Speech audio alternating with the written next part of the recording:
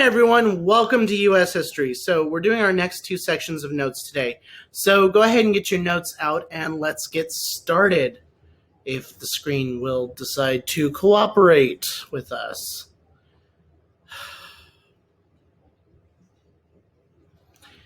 Well, while this is going, I might as well tell you what your assignment is while we wait for this to load. So after you're done with notes for today, your assignment is going to be another one of those Shag reading packets. Today's is going to be on the Cuban Missile Crisis. So you'll just do that as soon as you're done with your stuff today. There we go. Here's our first slide. So we have to talk about the idea of brinksmanship. Now, this is the practice of threatening an enemy with a massive military retaliation for any aggression. And we have to talk about John Foster Dulles, our Secretary of State. Now, another thing we have to discuss is the development of the H-bomb, or the hydrogen bomb, which had the force of 1 million tons of TNT, dynamite. This is 67 times more powerful than the bomb dropped on Hiroshima. Now, we tested our first one in November of 1952. By August of the following year, the Soviet Union had developed their own as well. This is just what we're going to be doing today with the slides. It's going to be like this. We're just going to do things this way. My apologies for the slightly different layout for today's video. Just doing what we have to do to make sure everything is still able to be seen. So the Cold War around the world, the CIA had used spies to gather information abroad, and they also carried out secret operations to weaken or overthrow governments unfriendly to the United States in places specifically like Iran and Guatemala. We also have the Warsaw Pact in 1955, an official military alliance between the Soviet Union and those Eastern Europe satellite countries that we talked about previously.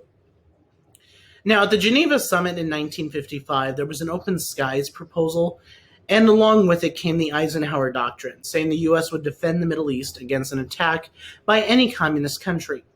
Also, during this time, we also have a Hungarian uprising in which 30,000 protesters would be killed. But we also have to talk about the space race. Nikita Khrushchev, the ultimate successor to Stalin in the Soviet Union, favored a policy of peaceful coexistence in which the two powers would compete economically and scientifically.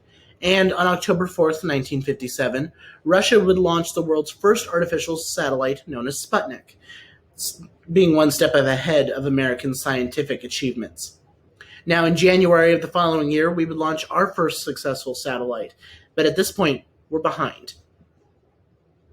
This is an image of Sputnik up here and their launch system. Then here's an image of us launching our first satellite as well. Now, we also have to talk about the U-2, which was a spy plane that could fly at high altitudes without detection. The U.S. would use the U-2 planes to take pictures of troop movements and missile sites all across Europe.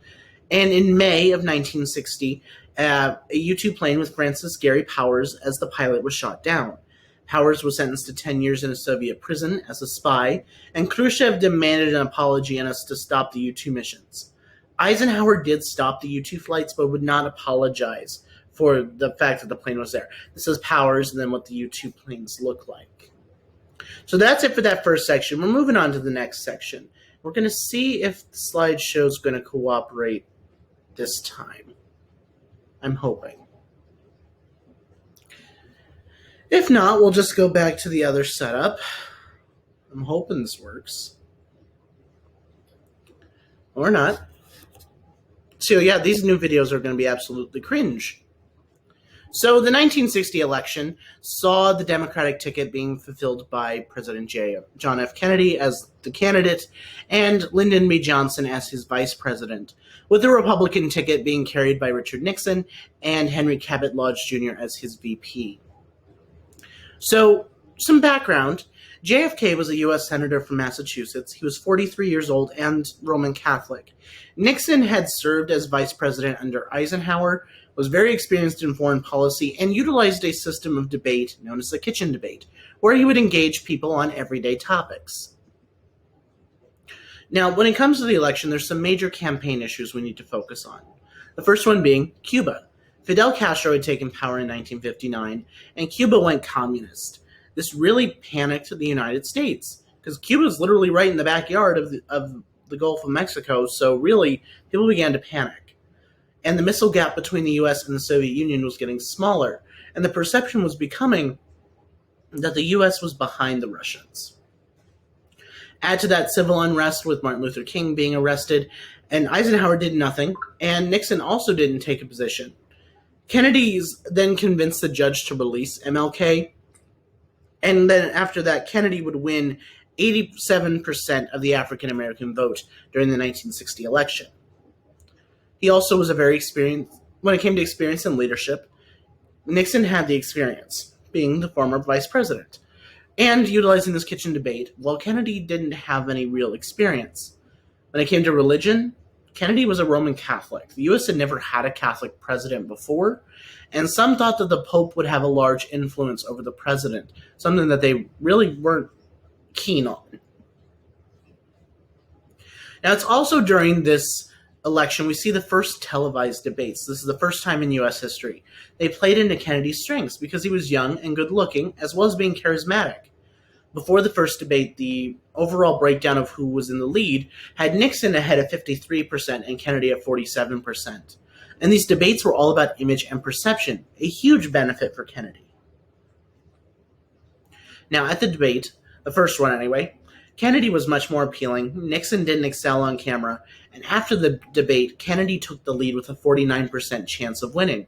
And Kennedy's realm of campaigning really worked well for television, while Nixon worked really well in radio. The fourth debate was a dagger for Nixon, and Kennedy's image and charisma made him appear as the victor. This is actually Nixon from the fourth debate. Now, when it came down to it, the final vote, it just has Kennedy winning by 0.2% of the vote. 68 million votes total were cast. Kennedy won by only 180,000. When it came down to the Electoral College, Kennedy won only 24 states, but those were the larger states that won those positions.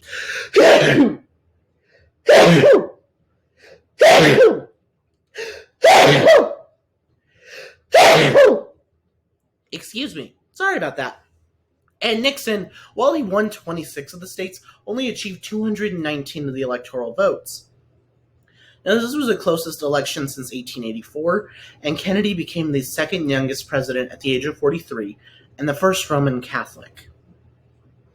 So we call his era in office as the Camelot years. Kennedy's election welcomed a new era into the White House full of grace, elegance, a smooth style, and trendsetters. And they were considered, almost based off their image, to be a royal family. A young, good-looking family, as you can see from the picture, loved by the media and often on television. And the White House guests that were coming in were artists and celebrities. The nation could not get enough of the first family. Now, Kennedy's political agenda under the New Frontier saw his foreign policy as a flexible response. He also wanted to hit back on the space race, get the economy back up and growing, and deal with issues of poverty and domestic problems at home and abroad, with the establishment of the Peace Corps as well as an expansion of civil rights.